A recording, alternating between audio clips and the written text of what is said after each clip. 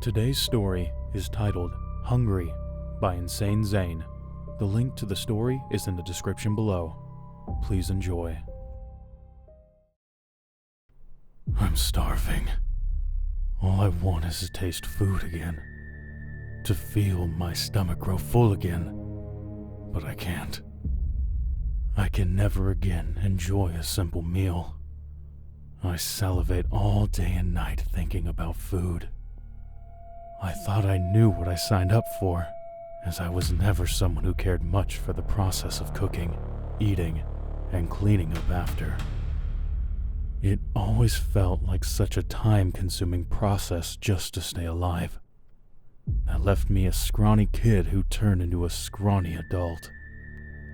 When the package arrived on my doorstep one night, with the lamp inside next to a note saying, "Only one wish left, use it well," I couldn't believe my luck.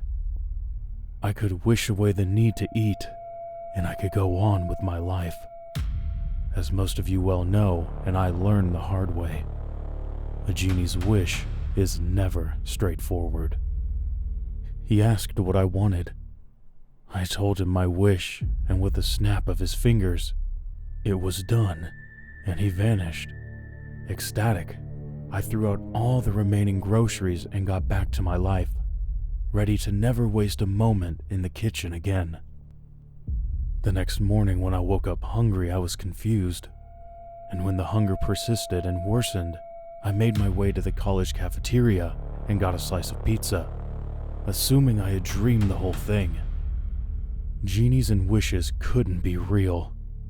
After one bite, a single swallow, the boiling in my stomach told me the truth.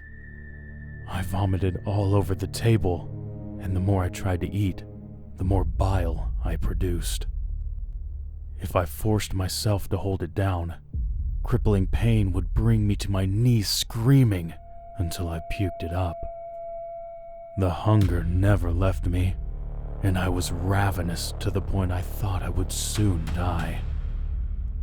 A month later, my body withering away into nothingness, I was still alive. If what I was doing could be even called living. I chew on wood and dirt, just to give my mouth something to do. I hadn't left my house much since the day I was taking out the trash, and my neighbor, a poor older woman, fainted at the sight of my skeletal frame. I hid in my room, a starving freak. The hunger would take over from time to time, and I would order food, scarfing it down with the ferocity of a predatory animal, only to wind up horrifically ill, filling my sinks and bath with puke and blood. I could smell my neighbor's late-night deliveries, taunting me. I would sneak out in the night, creeping around my apartment building just to snatch the food from their doorsteps. Hoarding the food in my room like a dragon with its gold, before stomping and smashing the bags and to-go boxes in fits of jealous anger. I couldn't take it. The taste of food was so overwhelmingly powerful that I had to cut out my tongue just to avoid the temptation. I would sit there night after night, for weeks, rubbing the lamp until my skin tore and my hands bled, moaning and wailing for the genie to return, to reverse my foolish wish. Sometimes if I closed my eyes, I could still taste the sweetness of fruit or the savory flavor of a burger.